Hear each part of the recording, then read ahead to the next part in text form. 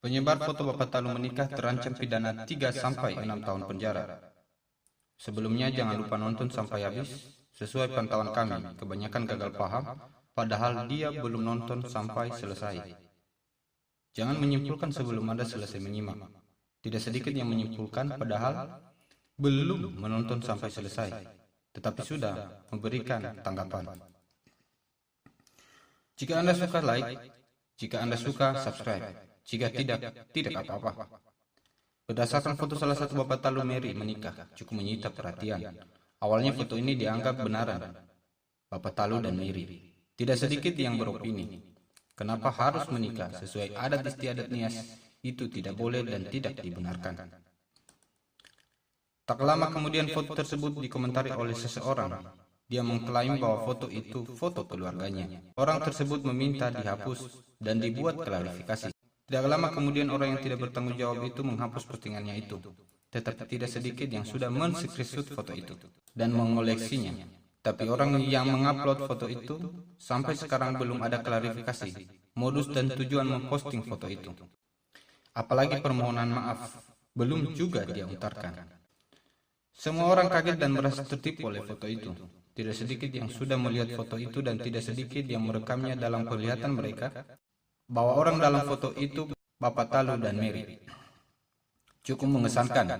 Masalah timbul. Orang yang mengupload foto itu sampai sekarang belum menjelaskan foto itu. Tujuannya apa dan modusnya apa. Apalagi minta maaf. Jelas sesuai dengan ulahnya itu. Sesuai dengan pasal 27 ayat 3 tentang penyebaran berita bohong. Dan juga pasal 310 Kitab Undang-Undang Pidana, pencemaran nama baik dan fitnah. Pembuat berita bohong yang tidak lengkap dapat dikenakan sanksi pidana sesuai pasal 14 dan pasal 15 Undang-Undang Nomor 1 Tahun 1946 tentang peraturan hukum pidana. Sanksi dan jerat hukum jika menggunakan pasal 14 dan pasal 15 Undang-Undang Nomor 1 Tahun 1946 tentang peraturan hukum pidana ini tidak tanggung-tanggung. Ada yang bisa dikenakan sanksi 2 sampai 3 tahun hingga 10 tahun. Dikualifikasi dalam 3 bentuk pelanggaran, yaitu menyiarkan berita bohong dengan sengaja menerbitkan keonaran di kalangan rakyat, pasal 14 ayat 1, di mana menyiarkan berita atau mengeluarkan pemberitahuan yang dapat menerbitkan keonaran di kalangan rakyat, sedangkan ia patut dapat menyangka bahwa berita itu bohong.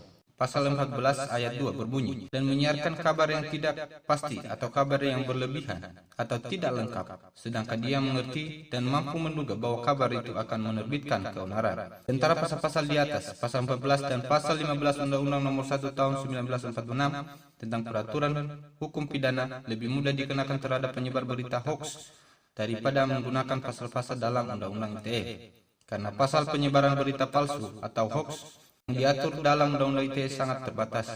Pasal kontes yang menimbulkan kerugian konsumen dan ada juga yang bersifat ujaran kebencian yang menimbulkan permusuhan sara. Sedangkan menggunakan pasal 14 dan pasal 15 Undang-Undang Nomor 1 Tahun 1946 tentang peraturan hukum pidana tidak diperlukan konten lain karena murni berita palsu atau informasi bohong.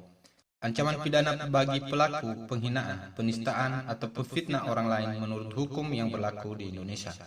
Salah satu yang paling aktual adalah media untuk menghina, memfitnah, memposting sesuatu yang membuat penghinaan dan atau pencemaran nama baik atau menimbulkan rasa kebencian dan permusuhan individu dan atau kelompok masyarakat tertentu berdasarkan atas suku, ras, agama, dan golongan.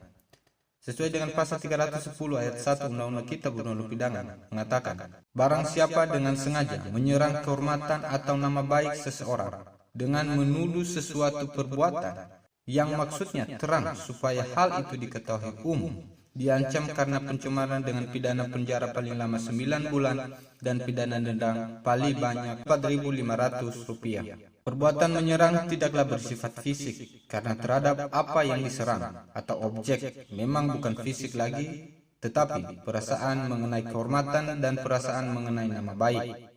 Jika kita melihat foto yang tersebar tersebut, sangat merugikan orang yang ada dalam foto itu. Tidak sedikit orang yang sudah menganggap bahwa Bapak Talu telah menikahi Mary. Yang lebih merugikan bagi orang yang ada dalam foto itu menurut kami telah tercemar nama baiknya. bahwa telah merasa dihina, dituduh sebagai Mary dan Bapak Talu, seakan dia Bapak Talu dan seakan dialah Mary.